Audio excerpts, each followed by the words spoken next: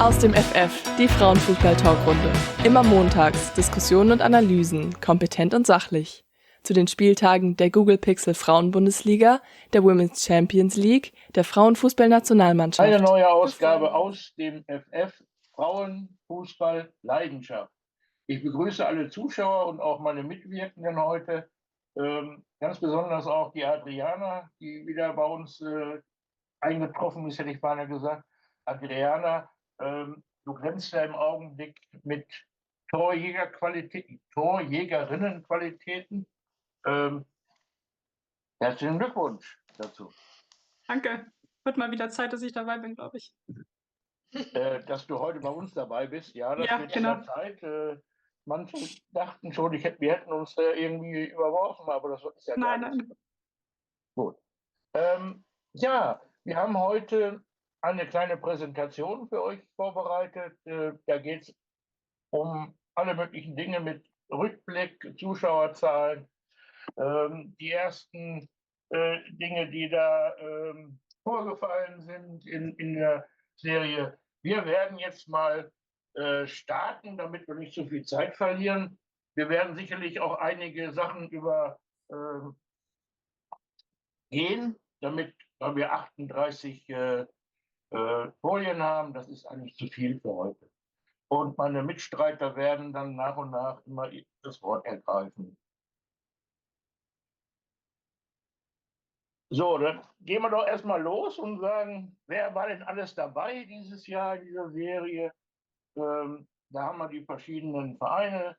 Das sind insgesamt ja nun 12 gewesen. Die einen mit großem Erfolg, die anderen etwas mittelmäßig und dann eben auch Mannschaften, die dann abgestiegen sind. Ich habe die Absteiger nicht extra gekennzeichnet. Das ist eben halt Nürnberg und Duisburg und wir wollen das nicht unbedingt kenntlich machen. Bayern München ist deutscher Meister, Wolfsburg DFB-Pokalsieger und Eintracht Frankfurt hat sich qualifiziert für die Qualifikationsspiele oder das kleine Turnier. Dazu allen herzlichen Glückwunsch und hoffen, dass Duisburg und Nürnberg bald wiederkommen. Ja, dann gab es schon mal einen Aufreger vor der Saison, hat noch gar nicht angefangen groß. Dann gab es außer den neuen Namen und die Fernsehrechte dieses hier. Ein Nein zu Montagsspielen. Ja, könnt ihr euch noch daran erinnern, an diese Geschichte, wie groß die Aufregung war? Hat sich das im Laufe der Serie so bestätigt?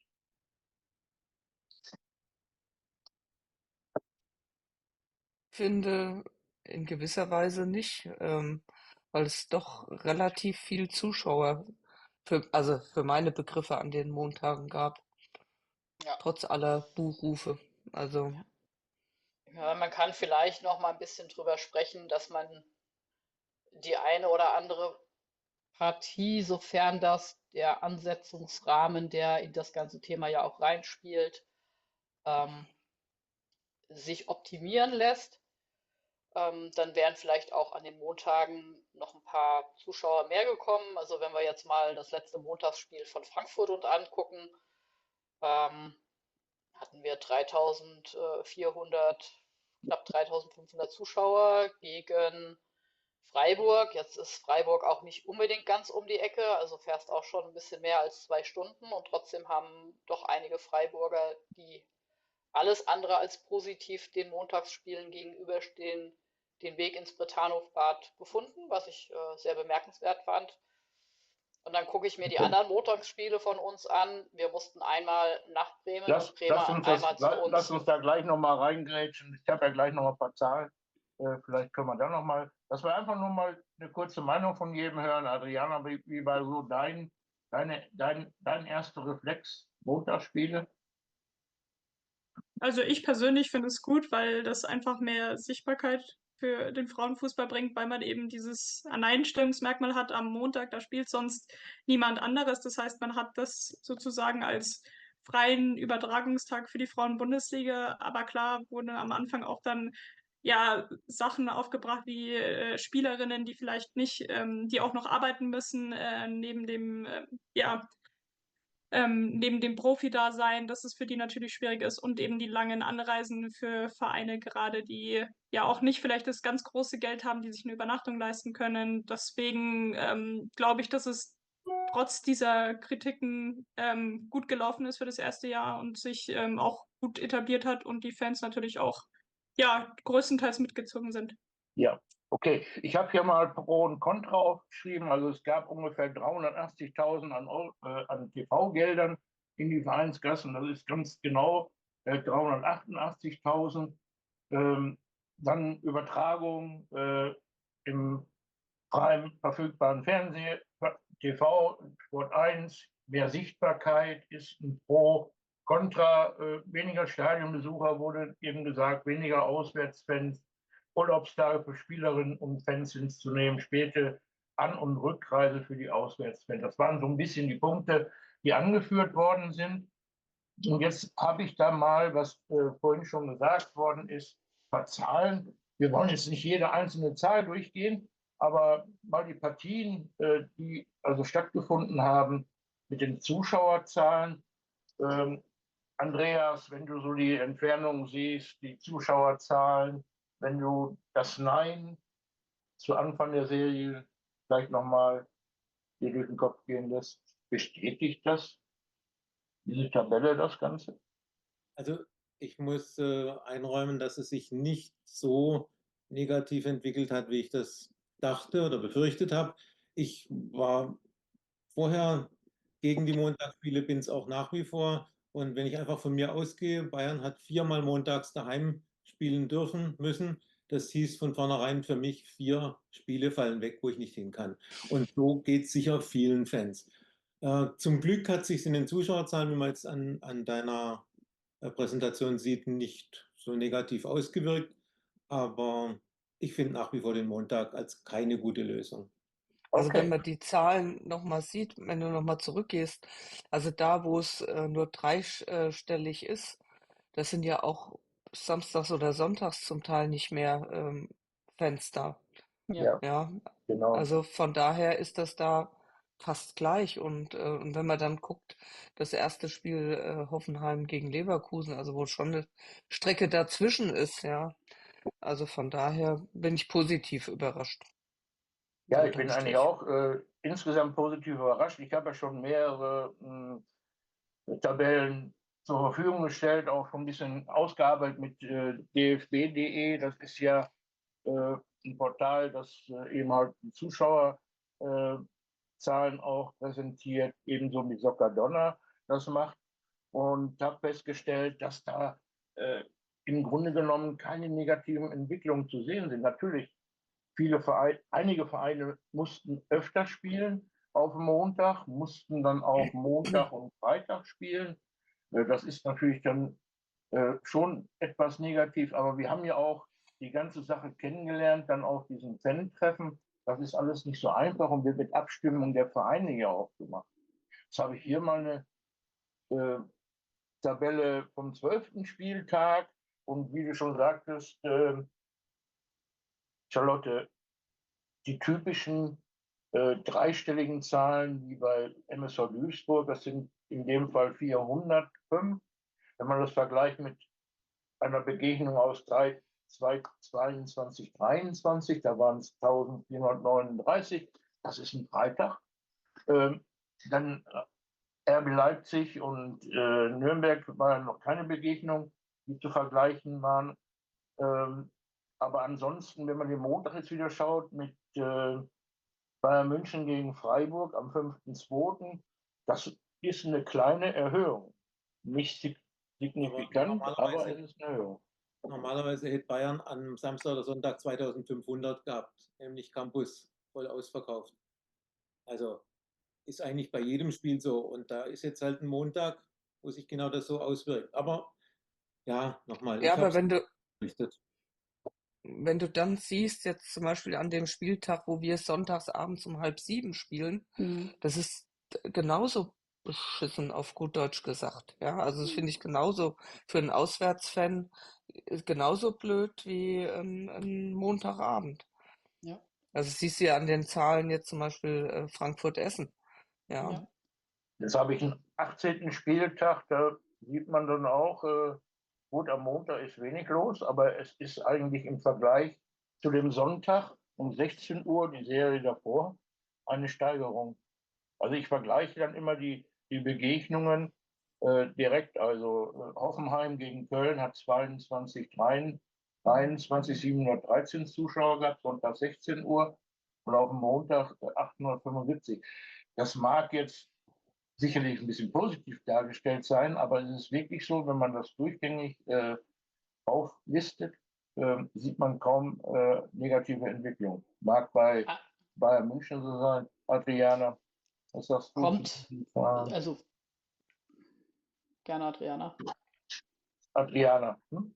Ich glaube, also wenn du gerade jetzt Bayern München angesprochen hast, die sind aktuell an so einem Punkt angelangt, glaube ich, dass die bei fast jedem Spiel eigentlich ausverkauft sind und das ist montags dann vielleicht eine Ausnahme, dass das mal manchmal nicht der Fall ist, gerade wenn es vielleicht irgendwie im Winter irgendwie ein Spiel ist. Da macht es vielleicht schon einen leichten Unterschied, aber ich glaube, insgesamt war das, wie gesagt, zu erwarten, dass es diese Kritiken gibt, dass es eben auch Fans gibt, die natürlich nicht möglich ist, zu solchen Spielen dann auch zu reisen. Aber da sehe ich auch, was ihr vorhin gesagt habt. Also Sonntagabend ist eigentlich eine ähnliche Situation für Fans, die von woanders kommen, beziehungsweise auch Freitagabends mit anreisemäßig.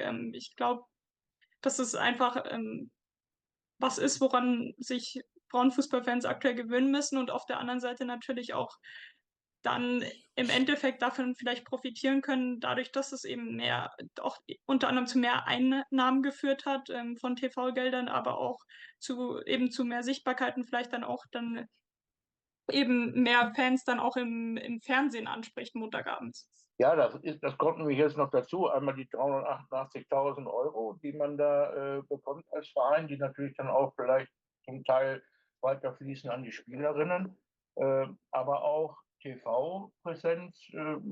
Magenta hat übertragen, Sport 1 hat übertragen, mit Diskussionen zwischendurch und Schalten. Also das ist für die Sichtbarkeit schon enorm wichtig. Ja. Ja, mehr Werbung einfach. Und wie die Charlotte auch schon gesagt hat, der Montagabend ist ähnlich bescheiden. Insbesondere wenn du als Familie dahin gehst, schulpflichtige Kinder hast, dann gefällt dir der Sonntagabend nicht und dann gefällt dir auch der Montagabend nicht, weil beides mal sind Spieltermine, wo du mit schulpflichtigen Kindern nicht mehr ins Stadion gehst, weil die um die Uhrzeit ja ins Bett gehen. Ja, Ja. und ich finde schon, dass sich da die Zuschauerzahlen auch leicht nach oben entwickelt haben. Also generell, glaube ich, ist die Sichtbarkeit besser geworden, was sich insgesamt einfach auf die steigenden Zuschauerzahlen über die ganze Saison gesehen darstellt. Und der Montag fällt halt nicht massiv ab, was hätte sein können. Was befürchtet worden ist, ja. Ja, ich habe auch keine größeren Klagen aus Spielerinnen-Ecke wahrgenommen,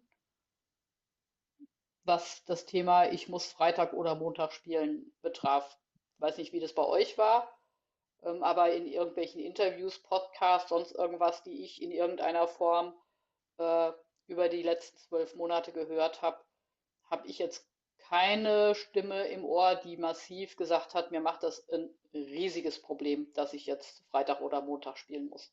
Ich hatte ein Telefonat bzw. eine Videoschalte mit einem Sponsor, ich möchte den Namen jetzt nicht nennen, aber mit einem Vereinssponsor. Und der hat mir zum Beispiel so nebenbei erzählt, dass die Spielerinnen bei denen beschäftigt sind und die Spielerinnen also dann frei bekommen, ohne Probleme und dann eben halt zu den Spielen und Trainingstagen und so weiter gehen können, ohne dass irgendeiner mosert oder weiß der Teufel was. Klar, Urlaub muss genommen werden, dafür ist natürlich logisch. Ne? Wir hatten gerade die Gesamtzahl mal angesprochen. Es waren 2022, 2023 insgesamt 359.000 und diese Serie waren es 379.000, fast 380.000. Zuschauer. Also ist eine Steigerung der Zuschauerzahlen plus Präsenz im Fernsehen. Ich denke mal, wir sollten der Sache schon eine gewisse Chance geben. Was, Und wir haben ja jetzt auch eine dreifache Sichtbarkeit, also sagen wir mal zweifache Sichtbarkeit an jedem Spieltag mit Magenta und DAZN und Ja, haben Montag sogar eine dreifache Sichtbarkeit, wo dann noch das Free TV mit Sport 1 dazukommt. plus Sky, die auch noch montags eine, ich sag mal, Wochenendshow machen zur kompletten Bundesliga, was ja auch nochmal Sichtbarkeit ist. Ne? Das muss man auch, finde ich, ein ganz wichtiger Punkt, den man erwähnen kann. gut. Und Wir wollen aber den Kritikern auch sagen, wir verstehen euch. Wir wollen das jetzt nicht alles total gutheißen, aber es wird vieles auch in Absprache mit den Vereinen getroffen. Man ist involviert und das haben wir ja bei dem Fan-Treffen auch so kennengelernt. Oder sage ich was Falsches? nee, also das war ja das Feedback, was man auch so ein bisschen bekommen hat. Kommentierung noch zu deiner Gesamtzahl. Hast du mal geschaut, wie viel, ich sag mal, Fokusspiele, Schrägstrich Spiele in großen Stadien letztes Jahr und dieses Jahr waren? Also das wäre noch mal so ein bisschen was, ne? Setzt ja auch noch mal die Zuschauerzahl in eine gewisse Relation.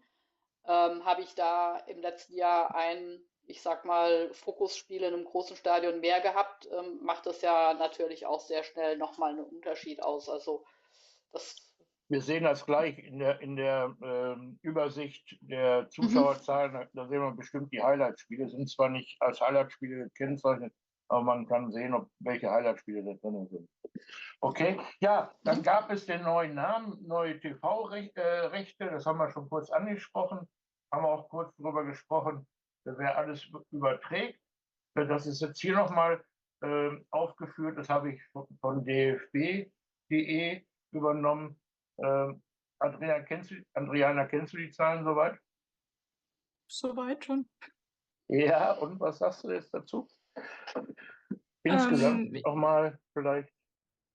Ja, also ich würde insgesamt sagen, tut es der Frauen-Bundesliga gut, dass es auch diese ja verschiedenen Ausspielmöglichkeiten gibt an jedem Spieltag oder bei jedem Spiel Magenta Sport und DAZN, was natürlich auch in die andere Richtung gut ist, dass es eben mindestens immer zwei ja, Anbieter gibt, die natürlich auch miteinander konkurrieren um Zuschauer. Das, was natürlich auch im Endeffekt im besten Fall zu besserer Qualität führt. Ich glaube, in der Frauen-Bundesliga-Berichterstattung lässt sich trotzdem noch drüber streiten, dass man immer noch mehr machen kann, gerade davor, danach. Da wird häufig ja ganz knapp reingeschaltet, beziehungsweise gleich nach der Partie danach weg.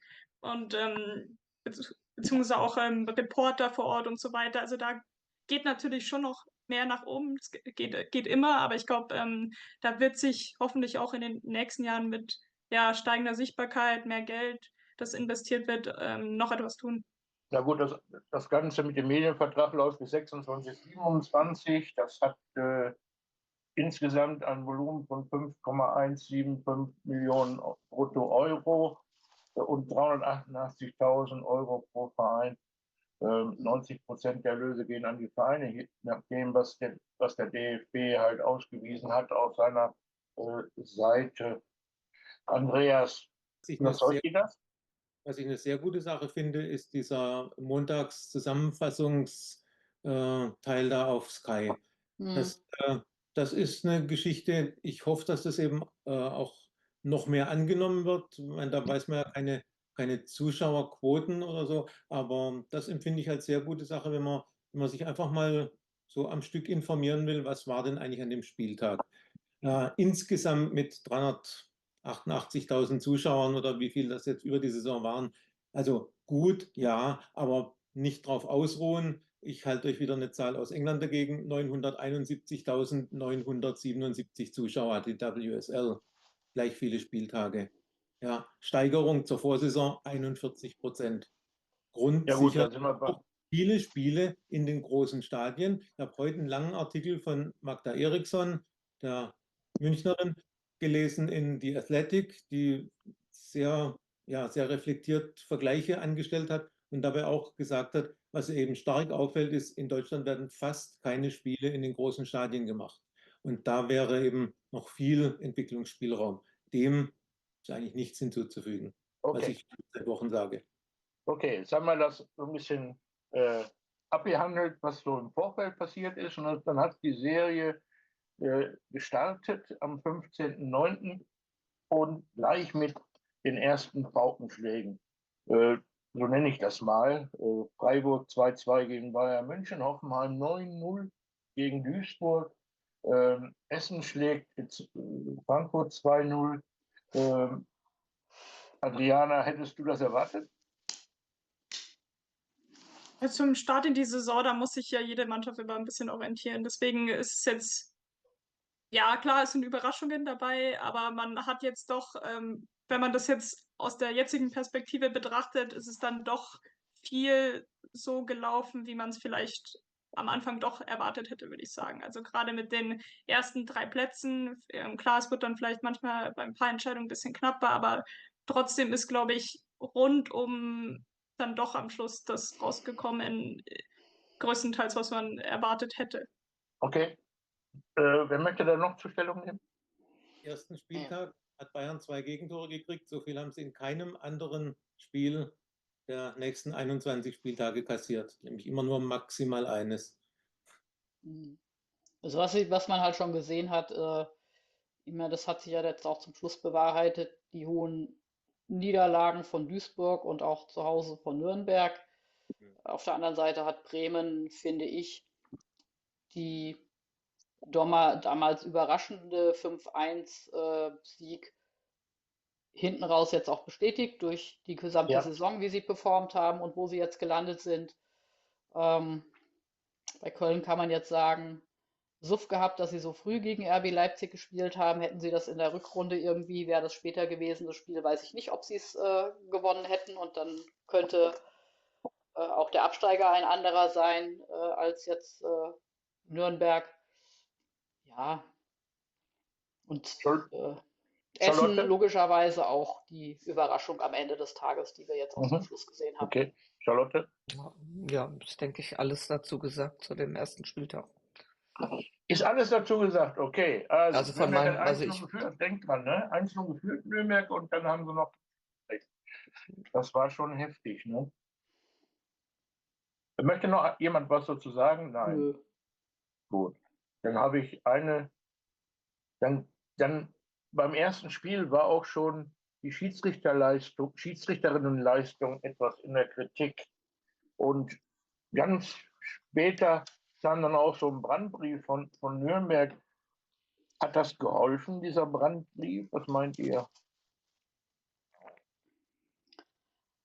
Er hat Aufmerksamkeit auch noch auf ein Thema gelenkt, würde ich jetzt mal sagen. Thema so ein bisschen fehlende Professionalisierung oder mehr Wunsch nach mehr Professionalisierung. Also im Gleichschritt so ein bisschen, so wie es halt auch von den Mannschaften in der ersten und auch eigentlich zweiten Liga irgendwann in naher Zukunft gewünscht wird oder gefordert wird.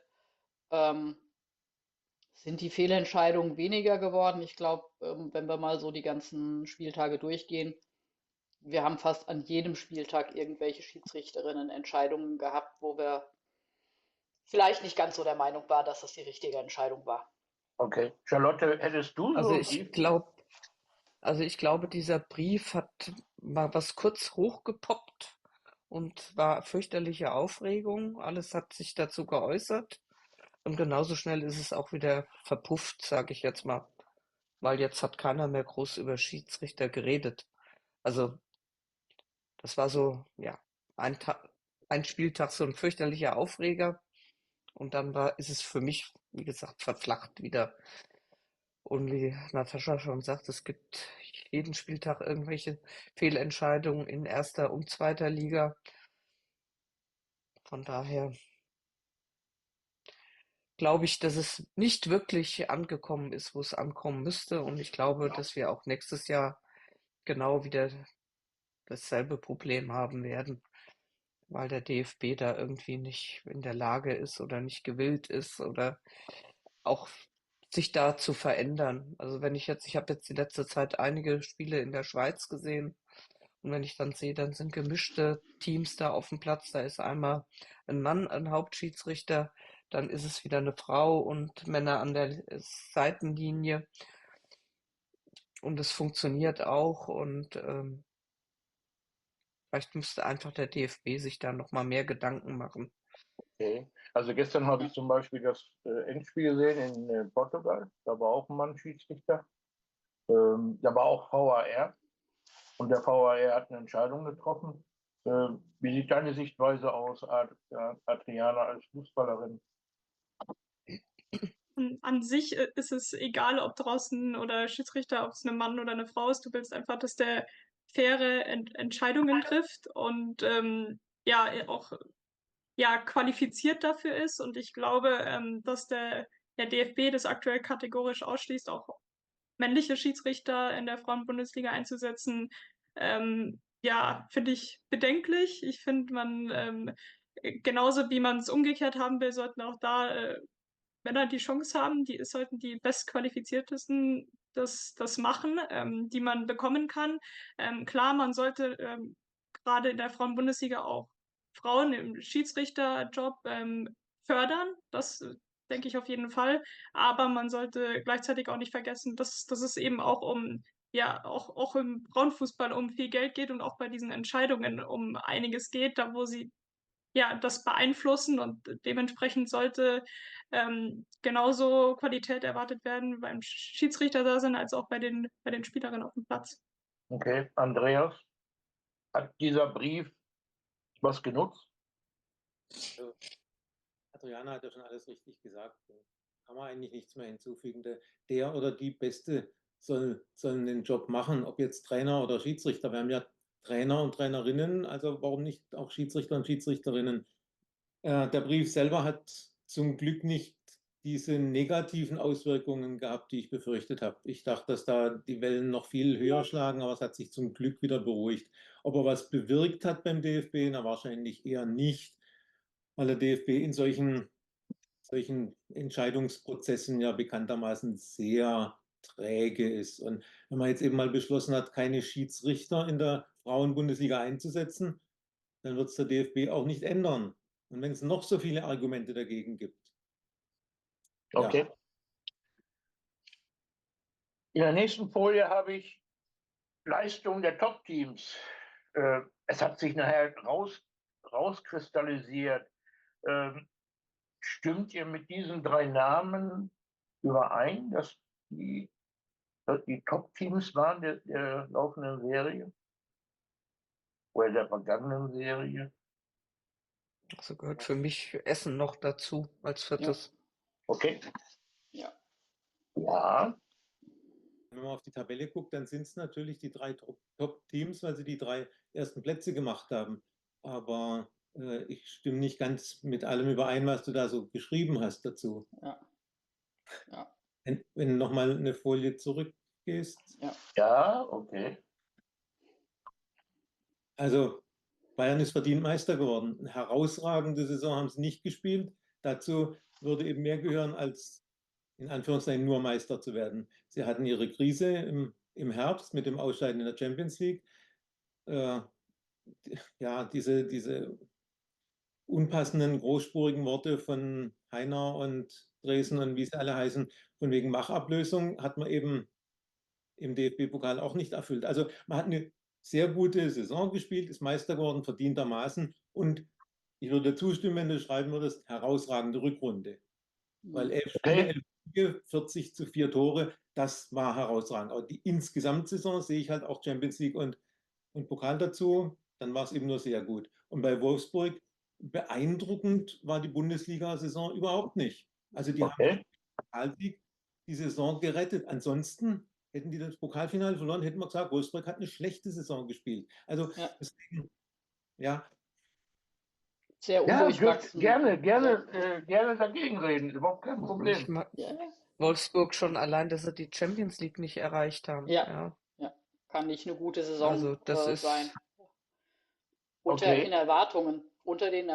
Ja, sie haben es am Ende des Tages mit dem Pokalsieg noch irgendwie gerettet, aber Die Bundesliga-Saison war jetzt nicht überragend. Wenn das so gewesen wäre, dann wären sie nicht Tabellenzweiter nur geworden hinter München. Da war München in der Liga definitiv stärker. Ja, und dass sie die Champions League nicht erreicht haben, die Gruppenphase, das war die größte Niederlage und und die ganze Vorrunde war auch nicht sehr stabil. Also es ist jetzt nicht so, dass du bei Wolfsburg immer hundertprozentig sicher warst, dass sie als Sieger vom Platz gehen. Also wenn ich mir die Niederlage gegen Hoffenheim angucke und aber dann sehe, was hat Hoffenheim nach der Niederlage geleistet, da sieht man, wie instabil es am Ende des Tages war. Okay. Adriana, was sagst du zu Frankfurt? Ich würde sagen, bei Frankfurt hatte auch nicht die einfachste Saison. Sie hatten, klar, mit der Champions League, das war ein Riesenerfolg, dass sie es ja in die Gruppenphase geschafft haben und haben sie sich da, finde ich, auch größtenteils sehr gut präsentiert. Aber dann halt waren es die ja, direkten Duelle dann auch gegen Lissabon, die den Unterschied dann doch leider gemacht haben, wo sie es nicht weiter geschafft haben. Aber gerade dieses Spiel gegen Barcelona, die erste Halbzeit, die war wirklich, also glaube ich, jeder, der im Stadion war, hat da richtig mitgefiebert. Und ja, in der Liga hatten sie einen nicht ganz so einfachen Start, haben es ja vorhin schon erwähnt, mit dem, ja, wo sie gleich die ersten beiden Spiele, glaube ich, sogar verloren haben, beziehungsweise nicht gewinnen konnten. Aber haben dann eben auch gezeigt, sie haben sich wieder zurückgekämpft, hatten auch die Dreifachbelastung in der Hinrunde. Und das dann auch nicht vergessen darf, natürlich Kreuzbandriss Tanja Pavolek, die Kapitänin, die dann aber auch gut ersetzt wurde, wie ich finde, durch Lisanne Gräve. Und hinten raus natürlich auch nicht aufgegeben haben, auch wenn es zwischendurch so ausgesehen hat, dass ja, Hoffenheim sich den Qualifikationsplatz holt. Und dann waren sie da, als sie die Chance bekommen haben. Okay, super. Ja, Überraschungsteams habe ich das genannt. Essen, Werder Bremen und dann Fragezeichen. Essen sind wir, glaube ich, einer Meinung und Bremen doch auch. Ähm, Ja, was würde euch denn noch so einfallen? Wer könnte das noch sein? Oder Bei den beiden stimme ich dazu. ist Bremen und Essen vielleicht doch nicht das Überraschungsteam? Aber doch. mir fehlt, und bei den Fragezeichen bitte einsetzen, RB Leipzig. Nach der Ja, Vorrunde Abstiegsplatz, okay. in der Rückrunde 20 Punkte geholt, viertbeste Rückrundenmannschaft. Also wenn das kein Überraschungsteam ist, weiß nicht. Also Deswegen habe ich das ja freigelassen. ja, ich sage, die Fragezeichen, da gehört für mich auf jeden Fall RB Leipzig aufgrund der Rückrunde dazu. Ich denke, die haben sich sehr stabilisiert und von denen können wir in der nächsten Saison einen weiteren Aufwärtstrend erwarten. Also mit 20 Punkten in der Rückrunde, hätten sie so eine Vorrunde auch gespielt, dann wäre das am Ende eine ganz enge Kiste mit Frankfurt um Platz 3 geworden. Ne? Deswegen Daumen hoch für Leipzig. Okay. Wer hat noch eine Meinung dazu, zu den Fragezeichen? Also ich gehe da, Gehe ich auch mach du mit. ruhig, Also Natascha. ja, gehe ich auch mit. Also ich meine, das haben wir ja aber auch schon in den letzten ein, zwei Talkrunden gesagt, dass man bei Leipzig einfach gesehen hat, dass sie sich nach einer Vorrunde, wo sie sich erstmal an das Niveau gewöhnen mussten, an die Schnelligkeit gewöhnen mussten, das mit der Rückrunde sehr gut gemacht haben und dort einfach sehr gute Ergebnisse erzielt haben, sodass am Ende des Tages der Platz, den sie jetzt zum Schluss eingenommen haben, einfach auch verdient ist. Mhm. So, Und das deswegen Fragezeichen ist, habe ich auch aufgelöst und natürlich ist es auch ein Überraschungsteam für mich, aber ich wollte eure Meinung hören. Ähm, ich kann euch ja nicht meine Meinung da ständig präsentieren. Daran erkennt man, Hinrunde Platz 11, 6 Punkte, Rückrunde 20 Punkte, Platz 4. Das ist schon eine tolle Leistung für einen Aufsteiger, Andreas, ne? Ja, habe ich ja gerade herausgestellt, genau. Ja, das sind die besten Aufsteigerinnen, habe ich nochmal nachgeguckt, der letzten 10 Jahre. ja, ja, und jetzt wird es halt spannend, dass sie das nächstes Jahr auch bestätigen können, sage ich jetzt mal, oder halten können. Ne? Also ich meine, das wird schon, ähm, ja, wird dann ab August, September spannend werden. Okay, dann haben sie eine Personalentscheidung getroffen. Der Laban Usun ist ja nicht entlassen worden, aber davon hat man sich getrennt, beziehungsweise man hat sich gegenseitig getrennt. Adriana, kluge Entscheidung? Was denkst du bei dieser Entwicklung? Ja, also ich meine, Shaban Uzun hat es geschafft, in 2 große Ziele zu erfüllen, würde ich sagen. Er hat es geschafft, in die erste Bundesliga aufzusteigen mit Leipzig, und er hat es geschafft, nicht nur den Klassenerhalt zu schaffen, sondern auch wirklich so eine gute Leistung. Also man hatte ja als Leipzig hohe Ansprüche schon vorher an sich gestellt, dass man ja auch schon nicht um den Abstieg kämpfen will, sondern auch ein bisschen weiter oben mit, gerade in der Zukunft. Und ich glaube, das hat er beides erfüllt und hat die Mannschaft auch wirklich, man hat eine Entwicklung gesehen innerhalb dieser Saison. Mhm. Deswegen finde ich es sehr schade, dass er geht. Was dann genau die Gründe dann noch sind, das hieß ja zwischendurch auch, man hat andere Vorstellungen, wo es mit der Mannschaft hingehen soll. Ja, deswegen sehr schade, dass er geht, und bin ich gespannt, wie sich dann Leipzig dann auch einstellt, wenn dann neues Personal natürlich auch kommt. Ja, genau. Hat noch jemand eine Meinung dazu, zu der Trainergeschichte? Ja, ich gehe mal Das ist davon halt ein aus, sehr unbekannter Trainer, der null Erfahrung im Frauenbereich hat. Also ich sage jetzt mal No-Name, also den man eigentlich so nicht kannte.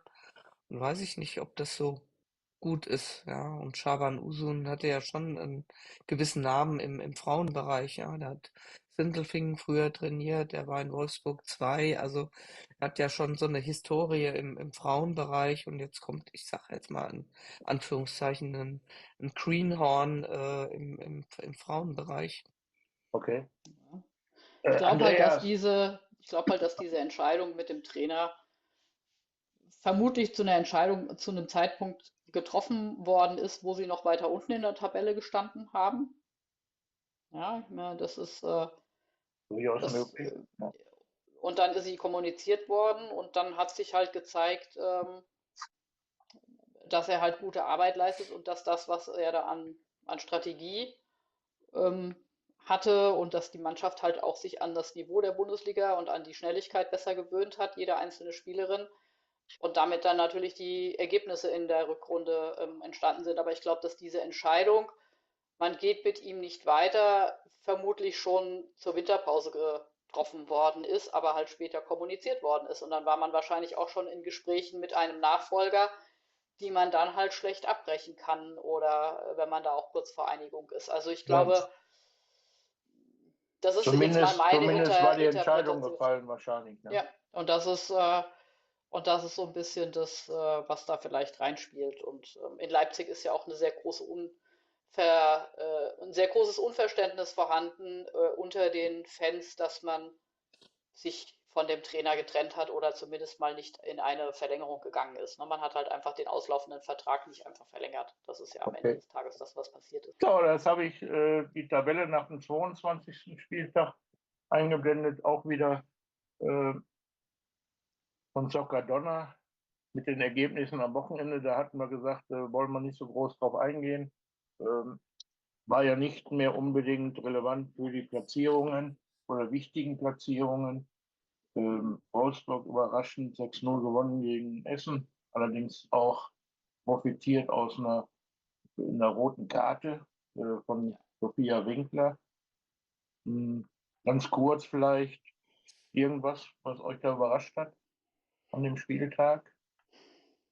Nee, es war also ehrlicherweise, die einzige Überraschung war tatsächlich, ich hätte nicht gedacht, dass Freiburg nochmal gegen Leipzig gewinnt. Ich dachte eigentlich, äh, so wie Freiburg die letzten Spiele performt hat, auch zu Hause performt hat, dass Leipzig 2-1 gewinnt in Ja, Freiburg. Das wäre, also wenn ich über Überraschung spreche, war das so ein bisschen meine Überraschung. Ähm, ja, und das auch Ergebnis Leverkusen-Bremen zeigt so ein bisschen auch diese unstete Saison auch von Leverkusen, weil Leverkusen war ja in seinen Leistungen auch nicht sehr stabil. Gegen uns gewinnen sie, holen bei uns einen Punkt, und andere Spiele haben sie, wo man nicht mitgerechnet hat, wieder verloren. ja, okay. Also, Ja, vielleicht jetzt noch Adriana zu dem Spieltag. Ich denke Also, mal, da waren viele Vereine, die Spielerinnen haben spielen lassen, die wechseln, die vielleicht nicht so viel Spielzeit bekommen haben. Das wird ja, ja auch. also weniger Überraschung, aber was mich gefreut hat, war, dass Nürnberg dann doch nochmal das letzte Spiel gewonnen hat, gerade zu Hause. Das war auch das erste Heimspiel, das sie diese Saison gewonnen haben. Fand es ja schon insgesamt toll, dass sie jedes Spiel im Max-Morlock-Stadion gespielt haben, also im großen Stadion. Und da waren auch am letzten Spieltag jetzt nochmal, ich meine, es waren sogar, also es waren 3000 Zuschauer, wenn ich mich jetzt nicht ganz täusche. Sehen wir gleich noch. Ähm, Ja. auf jeden Fall war's gut, waren wieder gut Zuschauer da und ja, das ist, glaube ich, nochmal ja, ein okayer Ausgang von der Saison. Natürlich schmerzt es, man wieder absteigt, aber ich glaube, sie haben ja auch gleich schon den Anspruch gestellt, dass sie in der nächsten Saisons wieder ja, den Weg nach oben antreten wollen. Okay. Ja, dann haben wir eine Torschützenkönigin mit Eva Pajor, die jetzt höchstwahrscheinlich nach Barcelona wechseln wird mit 18 Toren, hat gestern einen Hattrick gemacht. Nicole Agnomi mit 11 Tore und Lea Schüller mit 11 Tore. Ist doch schön, dass Nicole da oben auftaucht, oder, Charlotte? Absolut, absolut, ja. Zeigt, dass es kann und sie zeigt es halt, oder hat es gerade in der ersten Hälfte der Saison, glaube ich, weniger gezeigt, jetzt im zweiten Teil schon eher.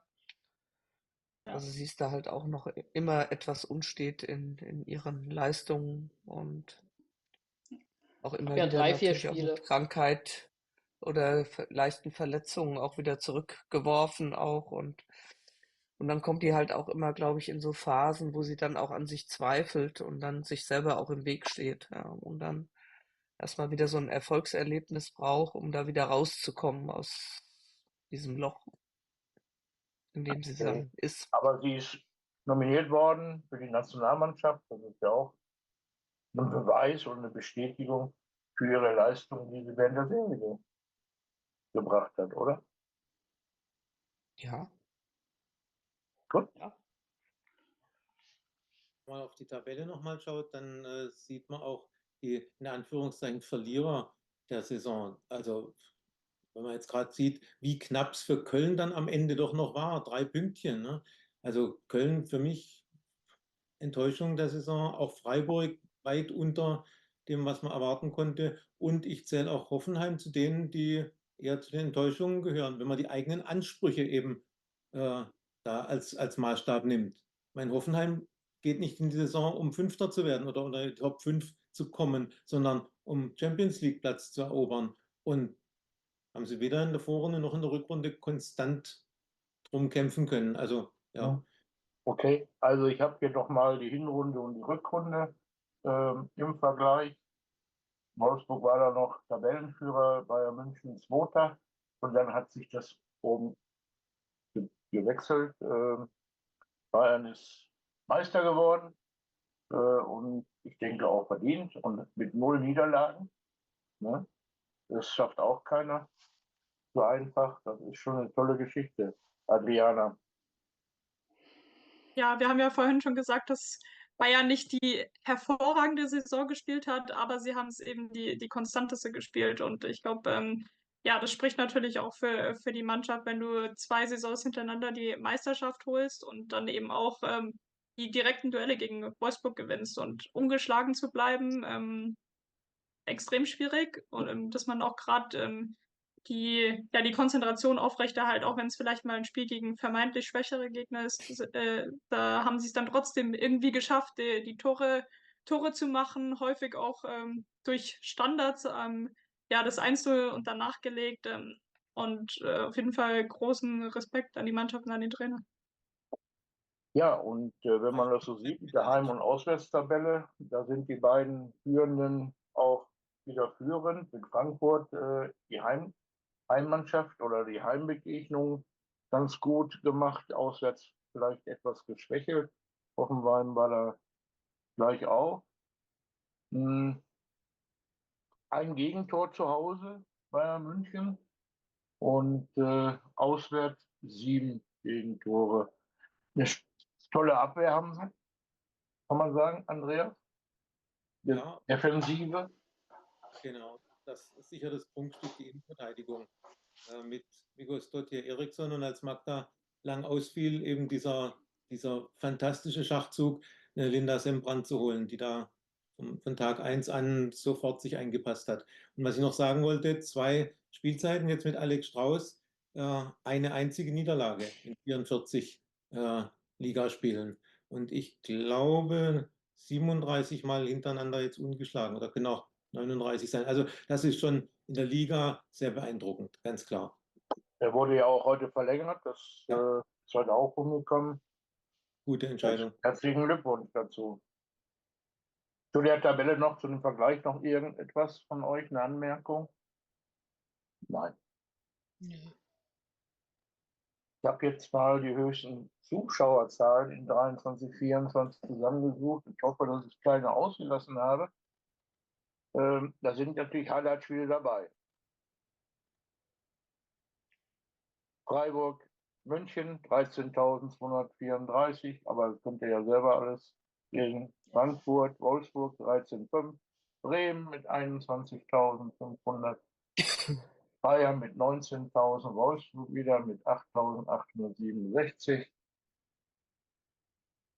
Frankfurt wieder mit 5.750, Wolfsburg, Bayern mit 24.000. Das beeinflusst sicherlich im Gegensatz zu 22, 23 so die Statistik der Zuschauerzahlen. Aber wenn du jetzt guckst, primär sage ich jetzt mal großes Stadion und Wolfsburg gegen Frankfurt war auch im großen Stadion und da sind nur 8.000 oder knapp 8.900 Zuschauer gewesen. Und Ja, wir haben im kleinen Stadion gegen München also praktisch ausverkauft gehabt, ja. okay. Also, dass man noch, um das nochmal auch einzuordnen, ja, dass das Spiel Frankfurt gegen München am Brentano-Bad war, nicht im großen Stadion. Ja, ja, ist okay. Ja. Und das Wolfsburg-Frankfurt war im großen Stadion. Mhm. Okay. Möchte noch jemand was zu den Zahlen sagen? Andreas oder Diana? Ja, Ich nur glaube, nochmal, sorry, Natascha, ja. nur nochmal das aufgreifen, was Andreas vorher gesagt hat. Eigentlich, es sollte noch mehr Highlight-Spiele in den großen Stadien sein. Und da muss man klar auch der FC Bayern ansprechen, die ja gegen nur ein Spiel war es jetzt, glaube ich, Ja. gegen Frankfurt im großen Stadion gespielt haben. Und ich finde, es sollte von Anfang, also wenn man in die Saison geht, schon klar sein, gegen Frankfurt und gegen Wolfsburg muss man auf jeden Fall ins große Stadion. Eventuell dann auch noch gegen eine von den anderen großen Mannschaften oder da, wo man viele Gästefans vielleicht auch erwartet. Ich finde, das muss von so einem Verein einfach kommen, der ja auch so Ansprüche hat, international zu spielen und auch ja in der Bundesliga und in Deutschland voranzugehen. Und klar, da heißt es häufig, dass die Kosten sich dann nicht decken und so weiter. Aber ich glaube, da muss man eben auch ja, Risiken eingehen, um dann eben auch auf die lange Zeit hin eben die Fans dazu zu gewinnen, gerade weil der Unterschied zwischen Campus und größerem Stadion so immens ist, also 2500 Zuschauer, was fast immer ausverkauft ist, da können viele Fans schon gar nicht dazu gewonnen werden, weil die einfach nicht den Platz oder die Chance bekommen, überhaupt zum Spiel hinzugehen. Okay. Ja, Also noch jemand? vielleicht noch ein Kommentar noch zu Leverkusen. Ja, weiterhin unter 1000 bei den Heimspielen, aber wenn man mal guckt, was Leverkusen letzte Saison noch für Zuschauerzahlen hatte, also Ja, wenn man das jetzt rein prozentual sieht, ist die Steigerung bei Leverkusen schon auch zweistellig, das muss man auch sagen. Das heißt auch da eine gewisse Entwicklung. Ich glaube aber, dass du an der einen oder anderen Stelle auch so ein bisschen dieses ganze Thema ja, örtliche Struktur oder wie auch immer auch mit reinnehmen musst. Also Hoffenheim ist ja auch bei den Männern nicht wirklich immer ausverkauft. Also das hat auch, glaube ich, was grundsätzlich so mit dieser Fußballaffinität, Struktur, wie viele andere Sportvereine sind da noch um die Ecke, wie viele andere Sportarten werden dem Bereich noch betrieben. Das heißt, wo gehen die Zuschauer noch überall hin? Wo investieren sie auch ihr Geld, ne? Weil auch das Geld, ne? Jedes besuchte Fußballspiel kostet Geld und wenn ich aber auch noch andere interessante Sportmannschaften und Sportvereine in meiner Umgebung habe und ich vielleicht allgemein großer Sportfan bin und nicht nur ausschließlich Fußballfan bin, dann muss ich ja auch gucken, wo ich mein Geld ausgebe. Ja, und Also die haben wohl Statistiken gemacht in Hoffenheim und haben also wohl gesehen, dass sie nicht jetzt Zuschauer zum Beispiel an Handball verlieren oder ich habe dann auch gefragt, was ist mit dem Basketball, weil ja auch die Frauen im Basketball ja in Heidelberg besser geworden sind. Ich glaube, spielen auch erste Liga oder zumindest zweite Liga. Also da ist kein Verlust in irgendeine Richtung. Ja, also okay. ähm, das hatte ich, wie ich bei unserem Spiel da war, Ja. hatte ich das mit dem Ralf Zwanziger. Nee, Mhm. beim Pokalspiel mit dem Ralf Zwanziger hatten wir das besprochen gehabt und so. Habe ich gesagt, ja, gehen da euch Zuschauer verloren? Ne? Nee, also es ist einfach irgendwie eine Ecke, sage ich jetzt mal, die einfach in der Richtung nicht affin ist. Also da Also kriegst du die Leute ehrlicherweise, halt nicht ins Stadion. ja, Weder bei den Männern ehrlicherweise, noch bei den Weiblein. ja, also wenn wir jetzt mal die Frauen sehen, finde ich ein ganz großes Problem tatsächlich die schlechte Anbindung bei öffentlichen Verkehrsmitteln. Du kommst zu diesem Stadion eigentlich nur mit Auto. Wenn du mit öffentlichen Verkehrsmitteln dahin willst, kostet es dich halt immens viel Zeit. Du sprichst vom Ich Dietmar glaube, Hauptstadion. ja, Mhm. also das ist für mich schon ein Grund, der dahinter spielt. Ja, okay, gut. Ich meine, Ja, ich weiß dann, nicht, sie haben ja jetzt am Sonntag haben sie einen Shuttle ja angeboten gehabt Hm. von Sinsheim aus, also vom Männerstadion aus. Warst du da, Andreas? Oder warst du in England? Klar. Ja. klar.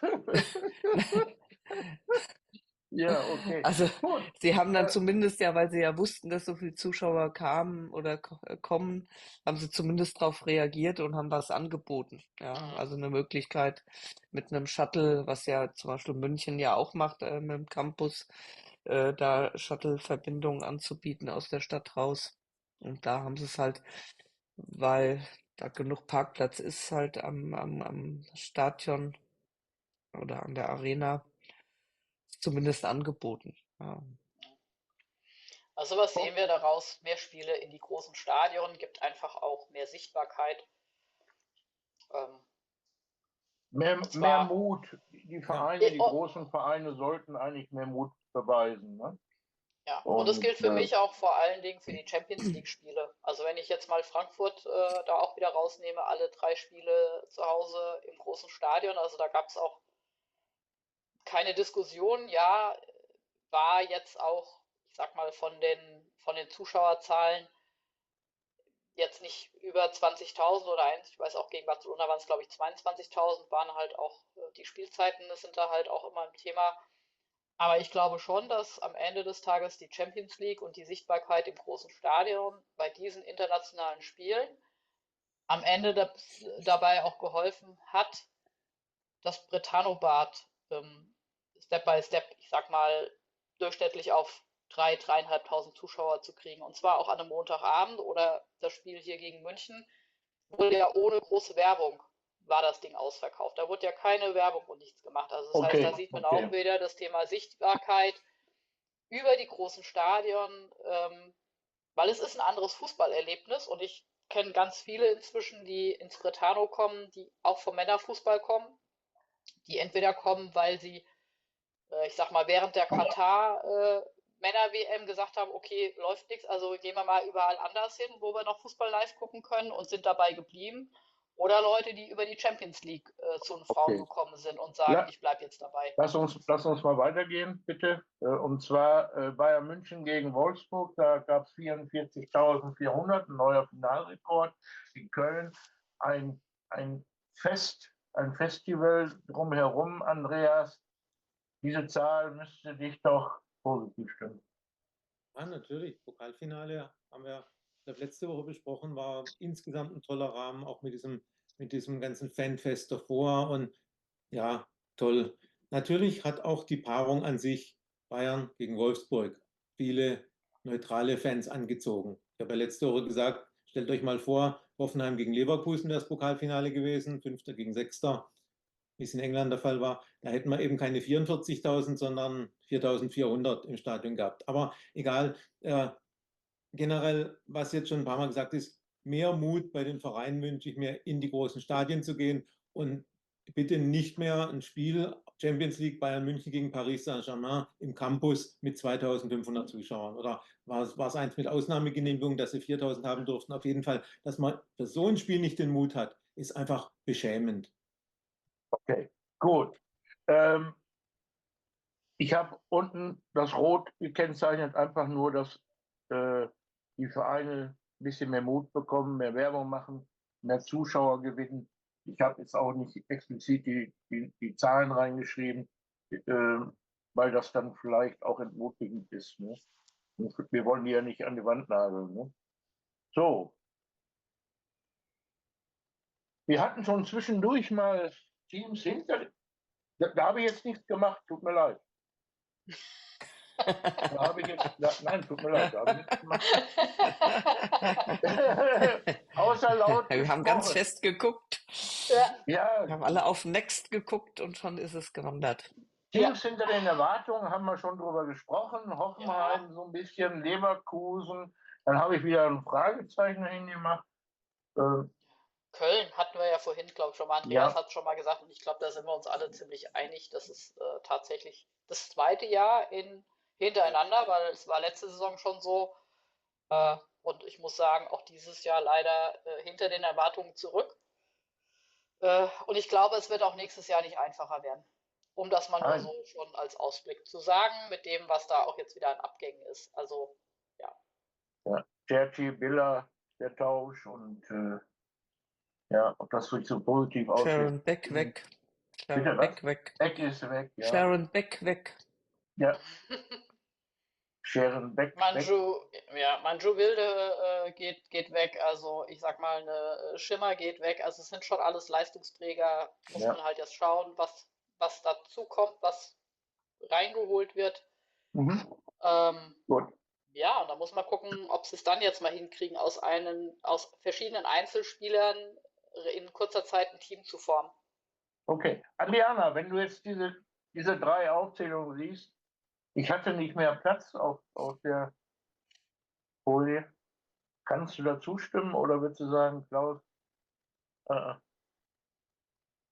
Auch mit der Ergänzung von Köln würde ich auf jeden Fall zustimmen. Hoffenheim haben wir ja vorhin schon angesprochen mit den, ja, dass der Anspruch ist, in der Champions League in die Champions League Qualifikation zu kommen. Sie hatten auch die Chance zum Ende der Saison, haben das allerdings nicht nutzen können. Jetzt da natürlich auch die Sache mit Stefan Lerch, der jetzt die andere Aufgabe hauptsächlich übernimmt als sportlicher Leiter und der neue Trainer, der reinkommt, der aber im Gegensatz zu Leipzig dann auch schon eine Erfahrung im Frauenbereich hat. Also wird auch interessant. Ich habe heute auch im Kicker gelesen, Stefan Lerch, der angekündigt hat, dass also man wird da wirklich angreifen, man wird Veränderungen sehen können. Also glaube ich, wird sehr spannend, was da in der nächsten Saison, was sich tut und was sich vielleicht auch jetzt noch im Sommer auf dem Transfermarkt tut. Ja. Und bei Leverkusen, ja, also stimme ich absolut zu mit den schwankenden Leistungen und da auch schwierig, wenn eine Leistungsträgerin wie Sens geht, Kapitänin, wenn man so jemanden verliert oder für den Sturm dann auch Verena wieder, wird es, glaube ich, auch nächstes Jahr keine einfache Saison werden. Verena Wieder hat sich verletzt auch noch. Ja, habe ich auch schon mitgekriegt. Also das finde ich, wenn man jetzt über Bremen nachdenkt, holen Spielerinnen und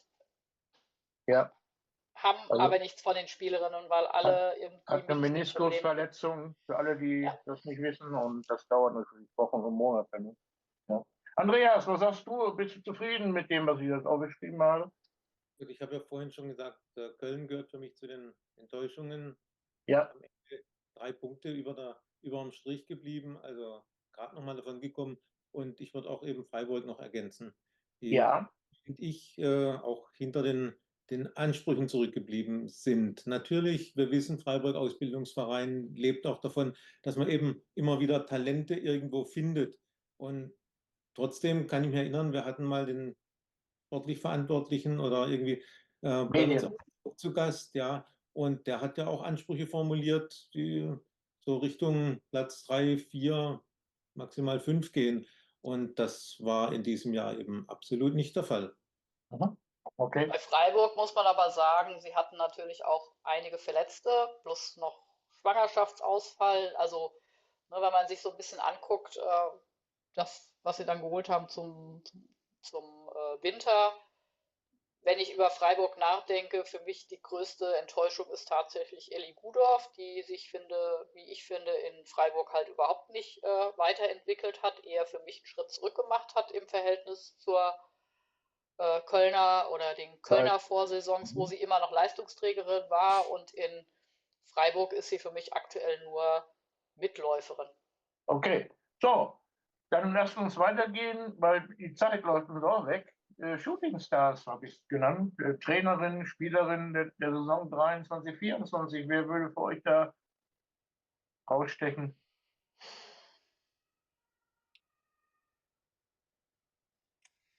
Vivian Endemann in Wolfsburg, finde ich, sich ganz gut durchgesetzt, entgegen von Erwartungen. Essen, ich meine, da kannst du ja eine Winkler Fast die nehmen, ganz wenn du, ja, Kowalski Kowalski, zum also Beispiel. das ist auch eine Wike, ja, also wenn ich jetzt mal Spielerinnen nehme, Mhm. ich glaube, da gibt es Okay. einige. Andreas, willst du sehen? Elisa Spielerin, welche Trainer, Trainerin vielleicht? Oder? Also als Spielerin würde ich Elisa Senz noch nennen, die auch den Durchbruch in der Nationalmannschaft geschafft hat.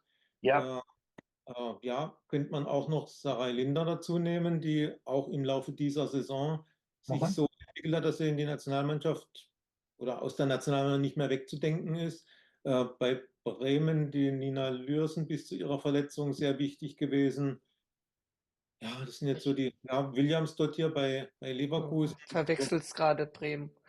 Hm, Lürsen ist nicht verletzt. Hausike. Hausike ist ist nicht verletzt, schlimm, ne? ist ja nicht schlimm, ist ja nicht schlimm. Hausike. Hausig. Ja. Nicht schlimm, ist nicht schlimm. Wer würde denn Ja, noch nicht. was nennen wollen? Charlotte, du vielleicht. Nee, mir fällt jetzt so auf Anhieb niemand ein, wo ich jetzt sage, das ist jetzt so die Spielerin, wo ich jetzt sage, so absolut jetzt. Okay. Also Wer, verschiedene einzelne Spielerinnen, die auch jetzt schon genannt worden sind, aber alles jetzt nicht die absoluten Überflieger, sagen wir mal so.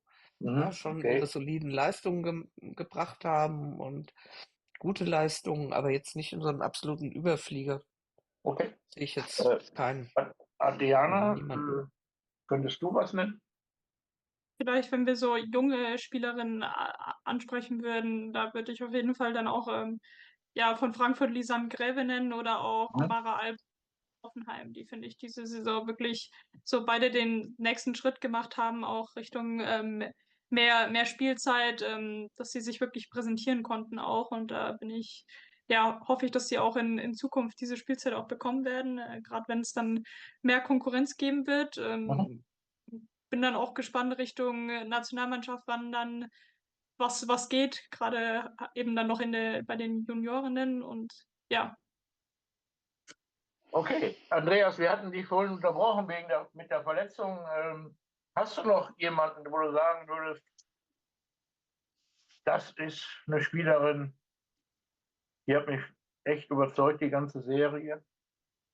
Ich habe ja die Namen schon genannt. Ich weiß nicht. Williams dort ja hatte ich glaube als letztes noch genannt, die sich in Leverkusen auch sehr, sehr gut gemacht hat. Ja, ansonsten. Mhm. Okay. Fudala in Leipzig würde mir noch Udala darf man nicht einfallen. vergessen, richtig? Wieder Name, Ja. Ja, Stimmt. also das wäre noch so jemand, wo ich sage, ja, die hat auch noch mal so ein bisschen auf sich aufmerksam gemacht also gerade in der Rückrunde mit ihren doch sehr wichtigen Toren für Leipzig. Ja, War ein aber Gefahrenherd. wie gesagt, Natascha Kowalski, die als Spielmacherin bei Essen, ist auch sehr positiv aufgefallen, meines Erachtens. Ähm, würdest du da mit konform gehen, Adriana? Bei Auf jeden Natascha? Fall, also Kowalski, ich glaube, wenn du es nicht wüsstest, hättest du nicht das Gefühl, dass sie noch so jung ist, Ja, wie sie spielt. Also von der Technik her super, bei Essen eigentlich unverzichtbar, gerade ihre Standards auch sehr viele Tore vorbereitet oder auch direkt per Standard, per Freistoß geschossen. Ja, Elfmeter, alles, ja. Genau, sehr viel Verantwortung schon in dem Alter, die sie Ja, übernimmt. ich habe sie in Freiburg vor ein paar Wochen gesehen. Also das ist schon eine sehr begnadete Fußballerin. Die muss halt bloß auf dem Boden bleiben, darf nicht abheben, muss sich noch ein bisschen stabilisieren. Aber ich glaube, unter Trainer Högner, da hat sie den richtigen, der sie auch ein bisschen auf dem Boden hält. Gut, Trainerin irgendwie überzeugt wurde, außer Strauß natürlich, klar, Meistertrainer.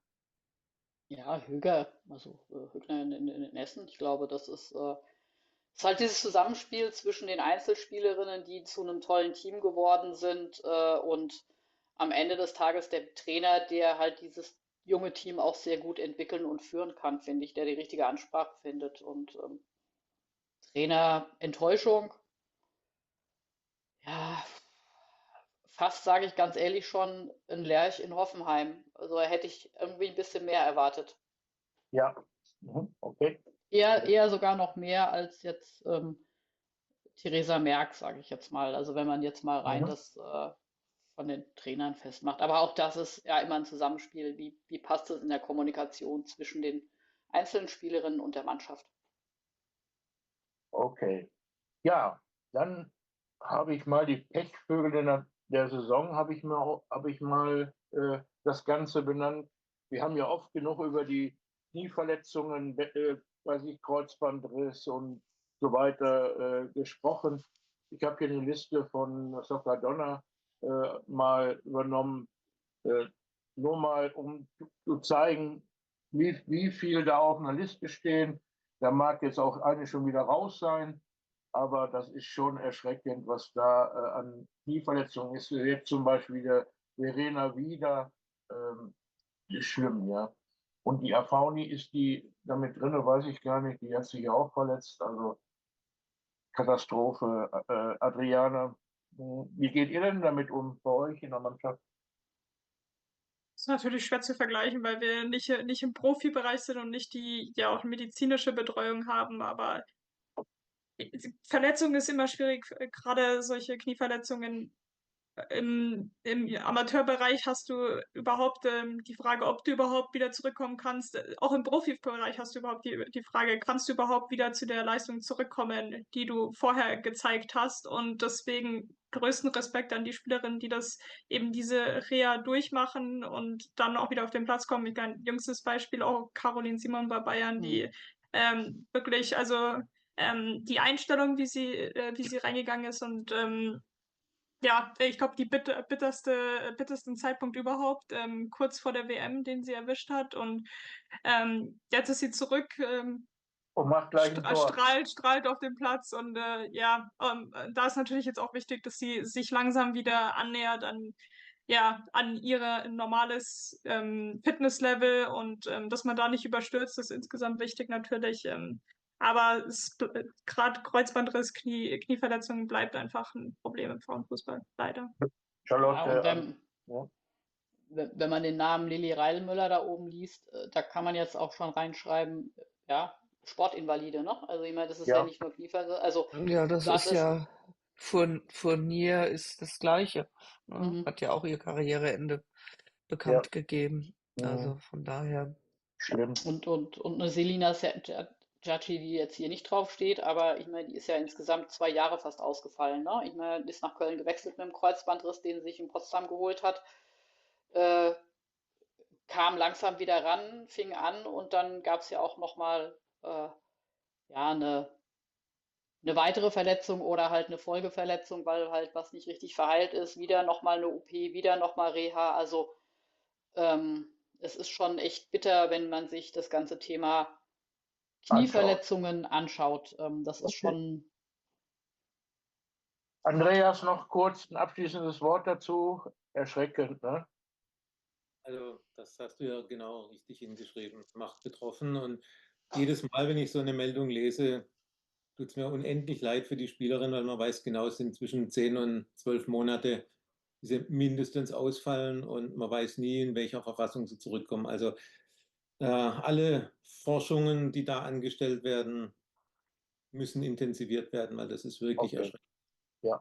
Okay, dann habe ich hier noch die Was Torschützenliste. interessant in der Richtung habe ich heute was gelesen zu einer Handballerin, die einen Kreuzbandriss hatte oder hat, eine von Auerbach, Hm. die jetzt beschlossen hat, sie will unbedingt Olympia spielen und nach 3 Monaten wieder auf der Platte steht. Einfach nur mit sozusagen Muskulatur, aufgebauter Muskulatur. Also sie spielt mit einem Kreuzband im einen Knie und ohne Kreuzband im anderen Knie und nur mit aufgebauter Muskulatur. Und ich glaube, die Belastung auf so ein Knie ist im Handball auch nicht so Nochmal, ohne. Ja, ja, ja. Eigentlich nochmal viel, viel stärker durch dieses die Wechselbewegung. Feste Ne? auf dem Boden und so Ja, weiter. ja. Ja. Aber ihr Traum ist, Olympia. Olympia zu spielen und zieht das jetzt durch, ja. Hat halt entsprechende ähm, Krafttrainings gemacht, um darüber ihr Knie zu stabilisieren. Ja, das hatte ich auch gelesen gehabt, ne? Nach 4 Monaten jetzt wieder auf der Platte gestanden Ja, oder wir haben sowas. Februar, Also, glaube ich, gerissen ja, und ja, ganz jetzt genau. am Wochenende Okay, erstmalig gespielt ist wieder er. auf der wir Platte müssen weiter, gestanden. wir müssen weiter fortschreiten. Jetzt habe ich hier noch die Torschützenliste im Vergleich 22, 23 und 23, 24. Ist vielleicht ganz interessant. Eva Breuer mit 18 Treffer. Alex Bock war letzte Serie mit 16 Treffer die Spitzenreiterin.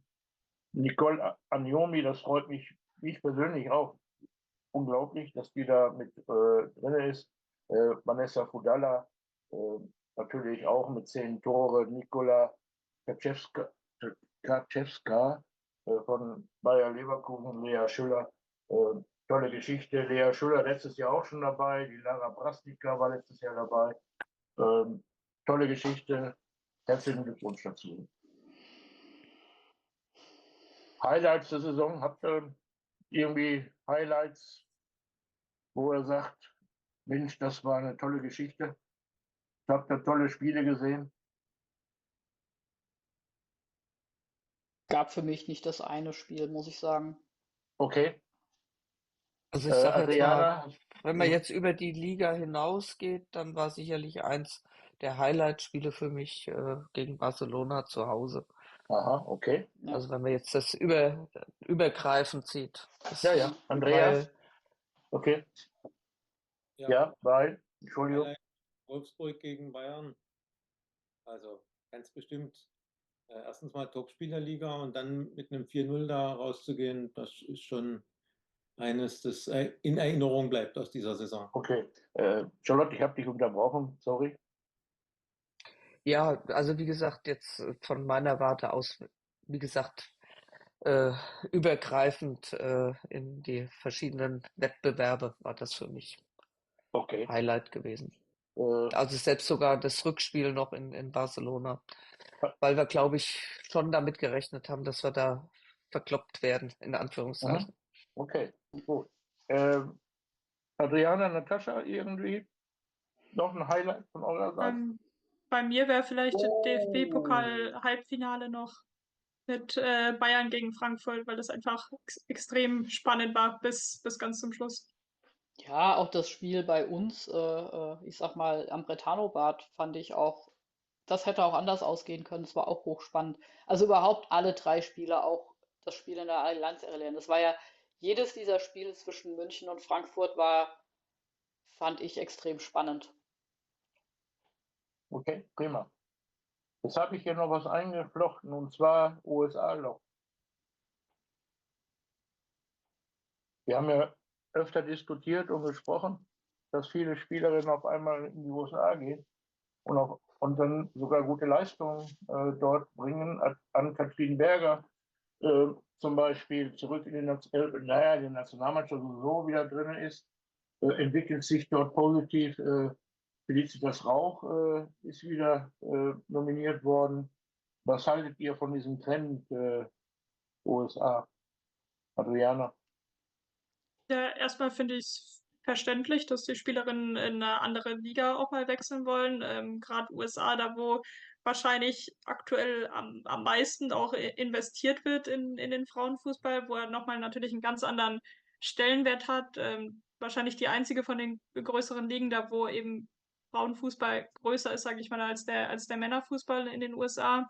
Und ich glaube, es ist nicht nur ein Trend, dass Spielerinnen in die USA gehen, sondern auch insgesamt das Ausland populärer wird. Wir sehen ja jetzt auch einige, die nach Italien gehen, wie Henshaw oder auch Krumbiegel. Ja, ich glaube, es öffnet sich einfach so ein bisschen der Horizont Frauenfußball, im deutschen Frauenfußball, dass ja die anderen Ligen auch sehr ja, attraktiv sind. Wir haben es ja auch schon in der WSL gesehen, da wo Nüsken und Leupold sind. Ich glaube einfach, dass ja, das immer mehr reizt und natürlich auf der anderen Seite auch ein Zeichen an die Bundesliga ist, dass man da mithalten muss in gewisser Weise und dann eben ja, auch Attraktivität irgendwie darstellen soll und das dann auch wieder mit reinspielt, natürlich große Stadien, viele Zuschauer und so weiter. Also das hängt alles irgendwie miteinander zusammen. Ja, also ich auch so. Also gerade bei einer Marie Müller hatte ich letztens jetzt ein Interview mit ihr gelesen, dass Portland sie schon sehr lange beobachtet hatte und sie ja dann auch ganz bewusst zum Winter nach Portland gegangen ist. Also vor Vertragsende, weil sie gesagt hat, ihr war es wichtig, die komplette Vorbereitung in Portland mitzumachen, um da einfach einen guten Start zu haben.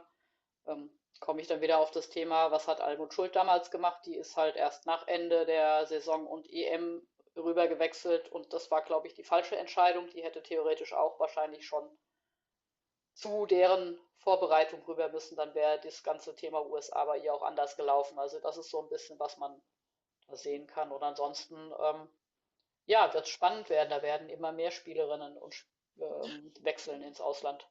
Ja, genau. Und das hat Diana schon Spielerin angesprochen. Es kann sein, dass ich welche vergessen habe. Aber ich habe mal welche aufgezählt, die im Ausland spielen und auch erfolgreich sind.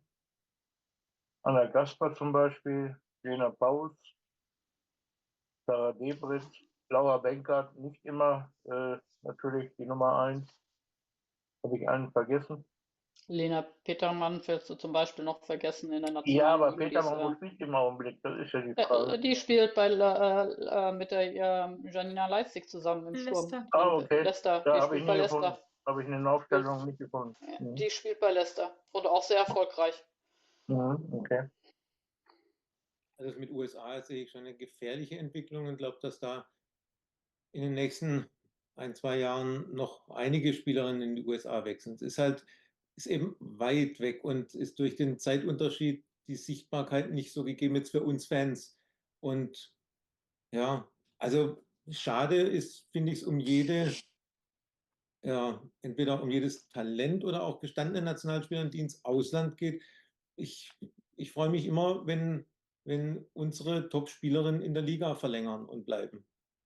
Und zu Ann-Kathrin Berger gerade noch eine interessante Sache. Im Juli darf sie gleich mal wieder gegen Chelsea spielen. Mhm. Ja, genau. Weil Chelsea in die USA fliegt in der Saisonvorbereitung und die treffen dann aufeinander. Aber Emma Hayes ist ja nicht mehr Trainerin bei Chelsea, also von daher ist die Brisanz schon mal nicht gegeben. Ja, Es ist aber witzig, dass neben Chelsea ist ja auch Arsenal in den USA, ne? Ja. Und die spielen ja dann auch nochmal gegeneinander Und in in Australien. USA. Also Momentan in Australien. genau. Und im Juli Ja, also in die USA, spielen gegen Washington Spirit und dann gegen Chelsea, auch in den USA. ja, also die machen schon einen ganz schönen Ritt da, Arsenal.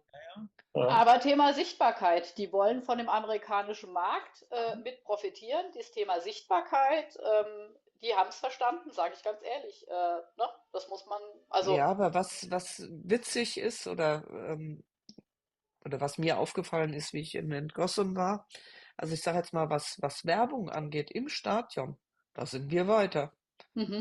Also du wirst selber sehen, ja. Also das könntest du noch weitaus mehr vermarkten, also im Stadion selber. Also was Banden angeht und so weiter. Da war ich echt verblüfft, ja. Und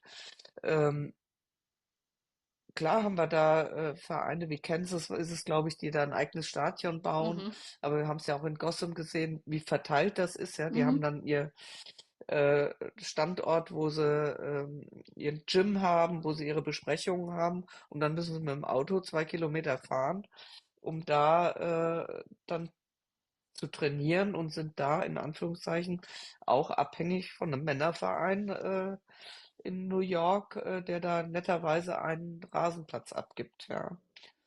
Also das ist auch immer oberflächlich, ne? Aber wenn du so ein bisschen hinterguckst, ist da auch nicht alles Gold, was glänzt in den USA. Und glaube ich, was wir auch nicht vergessen dürfen, die haben auch eine Deckelung, was ausländische Spieler angehen. Also ich glaube, Sechs, 3 oder sechs, 4 dürfen da maximal oder 6, ja, sechs pro ich weiß es Mannschaft, jetzt die sechs pro Zahl nicht mehr. Mannschaft sind es, glaube ich, 6 pro Ja, Mannschaft, die aus, Okay, aber jetzt, dass das keine Zweierunterhaltung ist hier zwischen euch da. Ähm, Heute hat Hoffenheim geschrieben, dass sie einen neuen Rekord haben mit 4.330 Zuschauern gestern gegen Bayern München. Hier ist mal eine Tabelle, die nochmal aufzeigt, äh, wie viele Zuschauer wann welchen Begegnungen waren, im Vergleich auch wieder letzte Serie und diese Serie. Müssen wir jetzt nicht groß darauf eingehen, ist eben halt 359.000 waren letzte Serie, 379.000 diese Serie. Ja, und deshalb macht der Kurt Zieselbeck bei uns aus der Gruppe, der ist da voll dabei, ist seit 50 Jahren Schalke-Fan und unterstützt sehr gerne den Frauen- und Mädchenfußball. Das hat er mir erzählt. ja, bei Frankfurt siehst du jetzt genau, dass wir nur ein Spiel im großen Stadion hatten ja, in der ganz Liga. genau. Ja, Mhm. Okay. Also Ja, im das hat, Vergleich zum vergangenen Jahr, ne? ja, Da hatten richtig. wir 2 Spiele gehabt. Da hatten wir gegen München und Wolfsburg, Wolfsburg gespielt. Und ja. das waren ja dann schon 20, 30, 35.000 Zuschauer zusammen ungefähr. Naja, 40 waren es, glaube ich, 22.000 gegen München und dann auch nochmal 20.000 gegen Wolfsburg oder sowas. War nicht so viel gegen 15 oder sowas. 15, War nicht so 16, viel ja, gegen, dann, ja. ja. das haben wir schon angesprochen hier vorhin, dass sich Bayern und Frankfurt da nicht gerade mit Ruhm bekleckert haben. Brauchen wir, glaube ich, nicht groß drauf eingehen, Adriana oder Andreas, ja? Oder? Möchtet ihr nochmal? Ja, dann, ich glaube, wir haben Frankfurt auch drüber Wir schauen in die gesprochen. Zukunft. Wir Ja. schauen in die Zukunft, genau. Ja, habe ich mir mal erlaubt, zukünftige Entwicklungen reinzunehmen.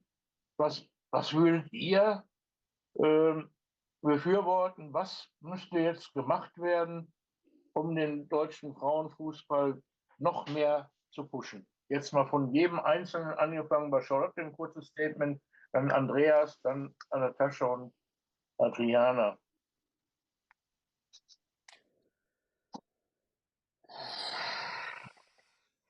Also ich sage jetzt mal auf der einen Seite einfach mehr Mut von allen Vereinen einfach zu investieren.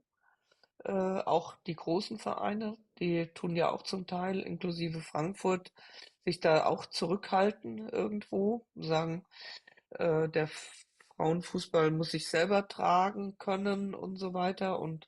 Aber ich sehe das so, dass wir noch mehr investieren müssen, um hinten nach irgendwann mal ein fertiges Produkt zu haben. Wir sind noch nicht so weit. Also Okay. es muss noch investiert werden, um mehr zu erreichen. Und das sieht man, glaube ich, auch an Vereinen wie Union, wie die da jetzt durchmarschieren, was die jetzt schon machen Mhm. in der Regionalliga. Und wenn die das so professionell weiter durchziehen, glaube ich, kann sich so mancher Verein nachher Warm anziehen. warm anziehen. Also wenn du jetzt siehst, dass die ein Aufstiegsspiel in der alten Försterei machen, ja, das ist ja schon mal ein Ausrufezeichen. Und das Genau. ist ja nicht das erste Mal, dass sie da spielen. Okay. Also da wünsche ich mir insgesamt von den auch Männervereinen mehr Mut, was wir ja auch schon gesagt haben, was zum Okay. Beispiel München Andreas? angeht oder so. Mehrfach angesprochen, mehr Mut bei den Vereinen in die großen Stadien zu gehen, nicht nur für ein Highlight-Spiel, sondern 3-mal, 4-mal, 5-mal pro Saison. Und das aber auch rechtzeitig festlegen und ja, investieren auch in Werbung und das wirklich extrem bewerben, weil das Potenzial ist da. Und ansonsten, ja, Wünsche kann man immer äußern. Das wäre, dass alle Vereine der ersten Liga im Vollprofitum arbeiten und dass das auch über die Jahre hinweg sich in der zweiten Liga so entwickelt, weil wir müssen auch die zweite Liga mitnehmen, sonst fehlt uns der Unterbau. Okay. Natascha? Große Stadien und da explizit auch mehr wenn es irgendwie machbar ist, und ich glaube, wenn man ein bisschen drüber nachdenkt, wäre es machbar, Doppelspieltage, dass es für die Fans ein bisschen einfacher wird, Männer- und Frauenspiele zu besuchen. Also dass man das auch im Sinne der Fans kombiniert, weil es für mich auch wieder ein Thema der Sichtbarkeit ist und ja, einfach auch mehr PR insgesamt betreibt, also auch mehr Radiostationen, Thematiken, also auch mehr Offenheit der PR-Abteilungen der Vereine, ihre Spielerinnen für Interviews zur Verfügung zu stellen, auch da einfach, dass auch da die Sichtbarkeit einfach wird, ja, dass auch da persönliches Sponsoring damit auch interessant wird, weil die Mhm. Spielerinnen entsprechend auch in TV-Interviews sind. Also wenn ich mir das angucke, Sophia Kleinherne im Heimspiel gewesen vor 3 Wochen, ja, war eine tolle Sendung, ja. Also sowas würde ich mir halt viel mehr vorstellen, auch noch ein bisschen. Ja, wir haben ja auch eine tolle Sendung, die könnten auch mal zu uns kommen. Hm? Ja, aber dafür haben wir Adriana, ja dich, Klaus, okay. das zu organisieren. Ja, ja, genau. Adriana, jetzt nochmal von dir etwas. Ja, also ich kann eigentlich nur allem zustimmen, was bisher schon gesagt wurde. Ja. Und aufbauend auch vielleicht auf dem, was Natascha gesagt hat, auch, dass klar von den Vereinen dann mehr kommt, dass sie mehr geben sozusagen und mehr auch Richtung Marketing und so weiter gehen, aber natürlich auch, ja, ich natürlich auch aus der Journalistenperspektive dann noch differenzierter berichten und nicht nur eben sich auf die Highlight-Spiele fokussieren und auf die großen Mannschaften, sondern auch auf die ja, Geschichten, die vielleicht nicht ganz offensichtlich sind, die erst noch recherchiert, rausgesucht werden müssen. Ja, dass es da einfach dass es noch so viel mehr zu erzählen gibt, auch von einzelnen Spielerinnen. Und ja, da muss man einfach, ja, wie ihr häufig heute schon gesagt habt, mutiger sein. Und ja, das würde ich mir wünschen. Okay, super, Dankeschön. Gibt es irgendwas, wo ihr sagt, da möchte ich Danke sagen, dass gut geklappt hat, vielleicht in der Serie, vielleicht an die Vereine, an Organisationen, Verbände? Habt ihr da irgendwas, Andreas? Also speziell könnte ich jetzt nichts mehr einführen. Ist vieles schon angesprochen und ich denke, wir brauchen es nicht nochmal wiederholen alles. Ja, okay. Hat noch jemand etwas? Nö. Dann, dann möchte ich mich bedanken bei allen Zuschauern, die uns gefolgt sind, die Serie. Und ja, manchmal kritisch, aber auch sachlich uns Kommentare geschrieben haben, die uns ermutigt haben. Ja, auch ein kritisches Wort kann nochmal zu einer besonderen Leistung anregen. Ich möchte mich auch dafür bedanken beim DFB, dass ich dort die Pressekonferenzen besuchen darf, dass ich dort vor Ort sein darf oder auch hybrid, also online. Das ist für mich eine ganz besondere Ehre. Äh, Das haben wir alle zusammen erreicht mit unserer Sendung hier. Danke auch an Eintracht Frankfurt, dass ich dort die Champions League Pressekonferenz mitmachen darf und auch an andere Vereine, wo die Spielerinnen abstellen zu meinen ja, Einzelinterviews. Das wollte ich mal loswerden. Und wenn ihr jetzt nichts mehr habt, dann machen wir an dem Punkt für heute Schluss. Naja, vielleicht mal danke an dich, Klaus, dass du dir immer die Arbeit machst, das Ganze vorzubereiten, weil wir sitzen hier und geben unsere Kommentare und unseren Senf dazu, aber die ganze Vorbereitung kommt ja zum größten Teil immer von dir. Also deswegen mal danke an dich dafür, Dankeschön. dass du auch da immer so ein bisschen Initiative hast, klar, wir geben unsere Ideen rein, aber sowas wie eine Präsentation wie heute ist ja jetzt dein Verdienst. Ja, da habe ich, muss ich sagen, so ein bisschen gezittert, ob das jetzt alles so klappt, weil es ja mit 38 Folien nicht so ganz einfach ist zu handeln. Aber ihr habt toll mitgemacht und ja, auch wenn ich heute mal das Wort abgeschnitten habe, aber ich habe immer die Uhr so ein bisschen Alles im gut. Blick. Das ist nicht böse gemeint und auch wenn mal zwischendurch mal der Andreas vielleicht nicht so zu Wort kommt oder Adriana, ich denke mal, das ist von meiner Seite aus keine Absicht. Ich schätze das unglaublich, dass ihr nach Feierabend euch noch die Zeit nehmt, hier zu talken und eure Meinung auszutauschen. Das ist phänomenal, was ihr die letzten Wochen, Monate gemacht habt und für den Frauenfußball. Dankeschön an euch alle. Jo, dann würde ich sagen, in eine schöne Sommerpause, oder? Ja, So, Genau, mit erstmal Nazio-Pause. erstmal Nazio-Pause, bisschen Sommer, noch ein bisschen zweite Liga, da und dort vielleicht noch mal vereinzelte Talks und schauen wir mal. ja, wir haben ja demnächst nochmal mit Freiburg da den Sponsoring. Sponsor. Mhm. Name ist immer.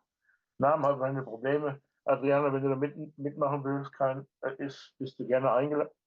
Nicht? Meld dich gerne. Ich Ach weiß so. ich weiß davon noch nichts. Von Badenova kommt einer aus dem Vorstand, der erzählt uns ein bisschen was über Sponsoring. Und der ist ja bei Freiburg voll mit drinne. Und das ist ein super Typ. Und vielleicht können wir ein bisschen was rausquetschen bei dem. Ne? Gerne, wenn es terminlich passt. Ja, ja. Ich weiß gar nicht, 3. Juni, ne? 3.6. hast du Mhm. geschrieben. Ja, 3.6. ist der Plan. Genau. Gut, Ja, Mensch, jetzt haben wir natürlich wirklich wieder lange gequatscht. Aber trotzdem vielen herzlichen Dank, dass ihr das so mitgemacht habt. okay. Ja. Ciao, ciao. Danke auch. Ciao, ciao. Tschüss. Ciao, Ciao, ciao. ciao.